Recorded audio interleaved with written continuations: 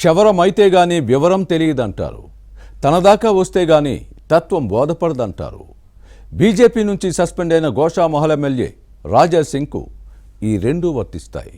Party అండలేకపోతే జరుగుతున్న నష్టమేంటో తెలుసుకున్న fire brand MLA మళ్ళీ ఇప్పుడు బీజేపీలో రీఎంట్రీ కోసం ప్రయత్నిస్తున్నట్లు రాజకీయ వర్గాల్లో వినిపిస్తోంది.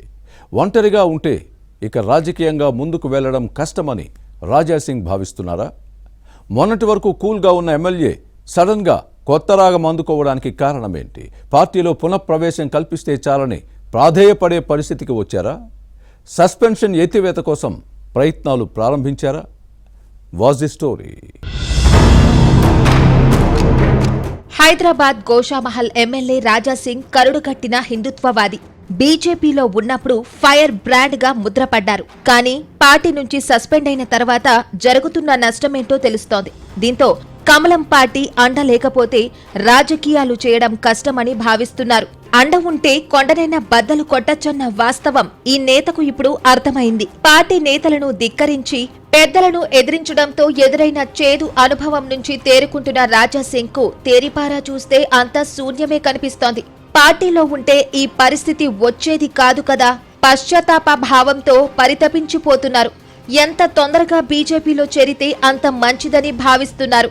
ఎప్పుడెప్పుడు ద్వారాలు తెరుస్తారా అని ఆవురావురుమంటూ ఎదురుచూస్తూ ఈ దిశగా ప్రయత్నాలు ప్రారంభించాలని సమాచారం. సస్పెన్షన్ ఎత్తివేత దిశగా పావులు కదుపుతున్నారని వినిపిస్తోంది. హైదరాబాద్ గోషామహల్ నుంచి 3 సార్లు ఎమ్మెల్యేగా గెలిచిన రాజా సింగ్ కు కరుడుగట్టిన కాషాయివాదిగా ఎంత చరిత్ర ఉందో అందరికీ తెలుసు. అలాగే వివాదాలు ఉన్నాయి.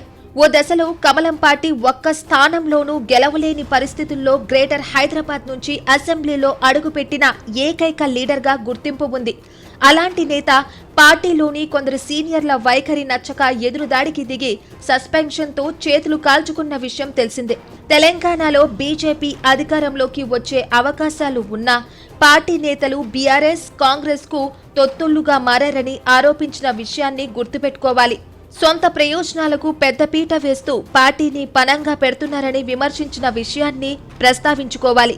కేంద్ర మంత్రులు కిషన్ రెడ్డి, బండి సంజయ్, పార్టీ ఎంపీ లక్ష్మణ్ ను టార్గెట్ చేసిన అంశాన్ని మర్చిపోకూడదు.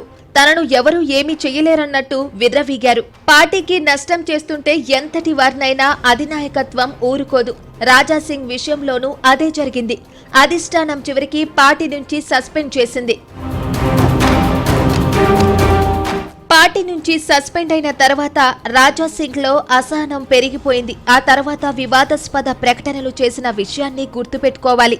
పార్టీలో చేరేవారిని చెడగొట్టేలా కామెంట్స్ చేసిన విషయాన్ని ప్రస్తావించుకోవాలి.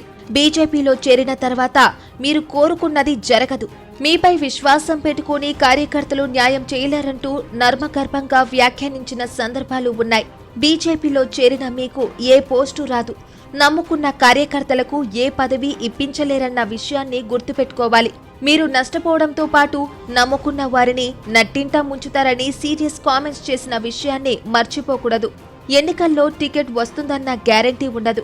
బీజేపీలో చేరుతున్న వారు ఇప్పుడు ఫస్ట్ సీట్లో, ఆ తర్వాత లాస్ట్ సీట్లో ఉంటారని చెప్పిన విషయాన్ని గుర్తు చేసుకోవాలి. బీజేపీలో చేరిన తర్వాత కొన్ని అలవాట్లు చేసుకోవాలి. కొన్ని బాధలు కూడా భరించే శక్తిని పెంచుకోవాలి. 11 ఏళ్లకు పైగా పార్టీలో అణచివేతను ఎదుర్కొన్న విషయాన్ని ప్రస్తావించారు.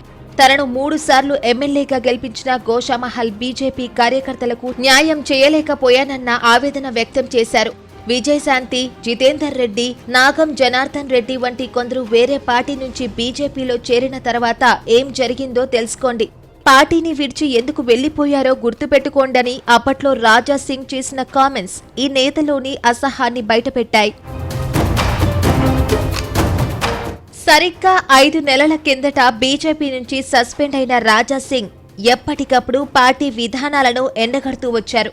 ఇప్పుడు అదే నేతకు తత్వం బోధపడింది. పునరాలోచనలో పడ్డారు.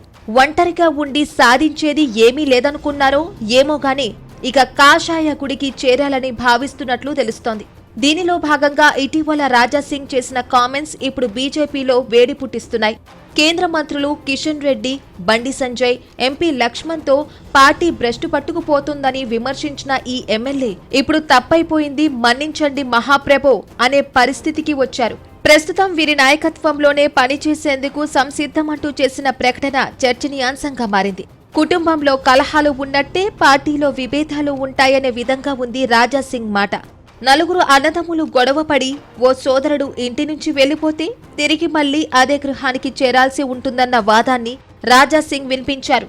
ఇప్పుడు కొత్త రాగం ఎత్తుకోవడంతో సీనియర్లు ఎలా రిసీవ్ చేసుకుంటారోనన్న చర్చ మొదలైంది.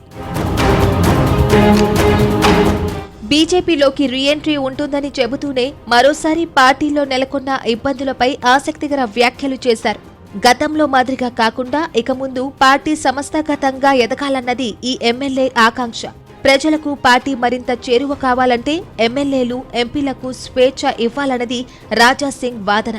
ప్రజాప్రతినిధులకు సొంత నియోజకవర్గాల్లో పూర్తి బాధ్యతలు అప్పగిస్తేనే అసలైన కార్యకర్తలకు న్యాయం చేస్తారన్నది ఈ నేత మాట. రాజాసింగ్ కామెంట్స్ ఇప్పుడు తెలంగాణ కమలదళంలో చర్చనీయాంశంగా మారాయి. ఇప్పుడు మళ్లీ సొంత గూటికి చేరేందుకు చేస్తున్న ప్రయత్నాలు ఫలిస్తాయో లేదో చూడాలి.